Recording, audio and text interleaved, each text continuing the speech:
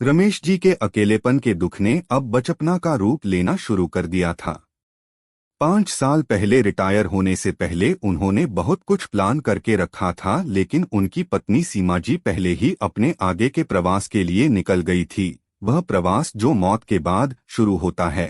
रमेश जी सीमा जी के बिना अपने आप को बहुत अकेला महसूस करते थे, लेकिन समय के साथ उन्होंने अपना रूटीन बदल दिया था।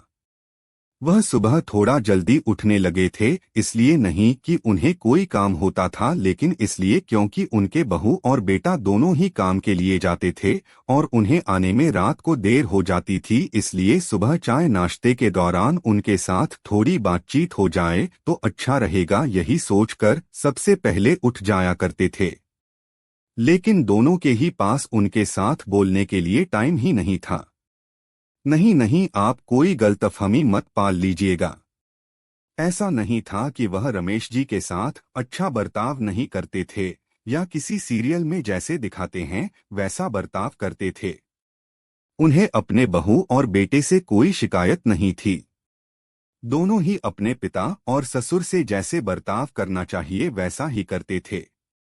लेकिन एक बार रमेश जी कुछ ज्यादा ही जल्दी जाग गए और उन्हें चाय पीने की तलब लगी।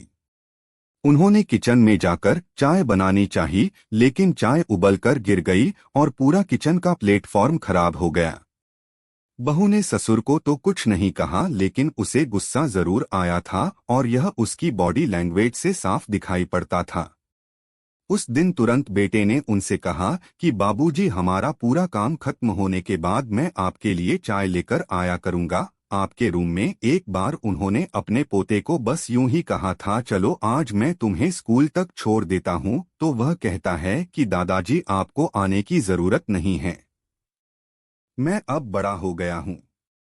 अगर आप मेरे साथ आएंगे तो बाकी बच्चे मेरा मजाक उड़ाएंगे और मुझसे कहेंगे कि अकेले आने में डर लगता है, इसलिए दादाजी को साथ में लेकर आता है। उस दिन से रमेश जी चाहे सुबह कितनी ही जल्दी उठ जाएं, वह अपने रूम में ही रहते थे। हॉल में क्या चल रहा है उसका अंदाजा लेने के बाद ही बाहर आते थे। उन्हें पता चल गया था कि वह उनके जीवन का हिस्सा जरूर थे, लेकिन ऐसा हिस्सा जिसे यह लोग अनदेखा करना चाह रहे थे। अब उन्होंने अपना वक्त बिताने के लिए शाम को सैर सपाटे पर निकलना शुरू कर दिया था। उनका रास्ता तय था। वह अपने घर से निकलकर बाजार के 2-3 शोरूम के पास से हर दिन गुजरते थे। इन शोरूम्स में रखी गाड़ियों को देखकर उन्हें अच्छा लगता था। उन्हें पहले से ही गाड़ियों का शौक था, इसलिए यहां उनका वक्त अच्छा कटता था। एक दिन गाड़ियों में कुछ अलग दिखा। कई सारी नई और ब्रांडेड गाड़ियों में एक पुरानी गाड़ी ऐसी भी थी जो अलग रखी हुई थी। उसके लिए अलग जगह थी, उसे अलग तरीके से सजाया हुआ था। कुतूहलवश उसे देखने के लिए वह अंदर गए तो एक नए चमचमाते कपड़े पहने हुए सेल्समैन उनकी तरफ आया और बोला, आइए सर, कौन सी गाड़ी देख रहे हैं आप? रमेश जी हिचकिचाते हुए बोले, नहीं, मैं सिर्फ देख रहा था, मुझे खरीदनी नहीं है। मुझे बस उस पुरानी गाड़ी को देखकर विचार आया कि इतनी पुरानी गाड़ी शोरूम में कैसे? दरअसल यह एक विंटेज कार है सर, इसे हमारे शहर के राजा ने आजादी के पहले खरीदी थी। सेल्समैन ने उन्हें उस पुरानी गाड़ी के बारे में जानकारी देते हुए कहा, ऐसा है क्या बेटा? मुझे एक बात बताओ, हर नई गाड़ी पर उनकी कीमत लिखी हुई है, मगर उस पुरानी गाड़ी पर क्यों कोई कीमत नहीं लिखी हुई है? क्या उसे बेचना नहीं है? रमेश जी का सवाल सुन सेल्समैन बोला, सर, ऐसी विंटेज गाड़ियों की कीमत पहले से तय नहीं होती। इनके सही कस्टमर को ही इनका सही मूल्य पता होता है। अगर थोड़े शब्दों में कहूं तो यह गाड़ी महंगी से ज्यादा मूल्यवान होती है।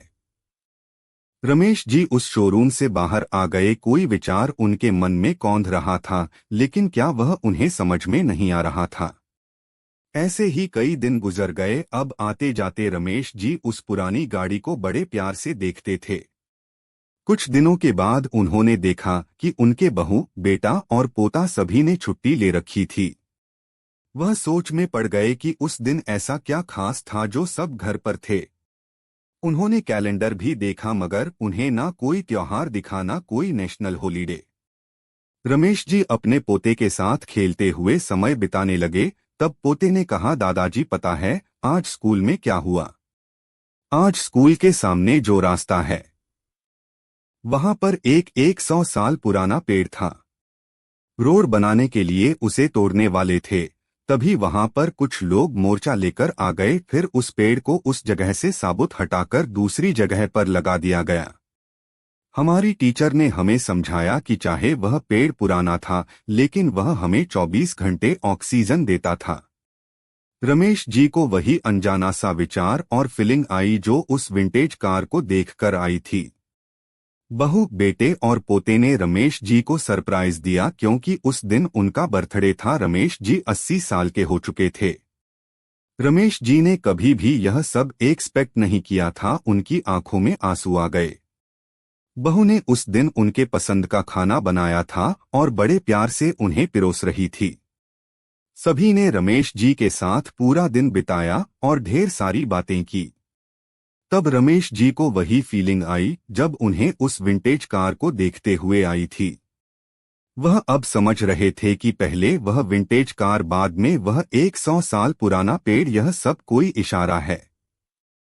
उन्हें समझ में आ गया था कि वह बूढ़े जरूर हो गए हैं लेकिन उनकी भी वैल्यू उतनी ही है जितनी उस विंटेज कार की थी। दोस्तों, हर बेटा या बेटी अपने माँ बाप के साथ खराब व्यवहार नहीं करते। कभी कभी माँ बाप भी अपने अकेलेपन के चलते नेगेटिव सोचने लगते हैं।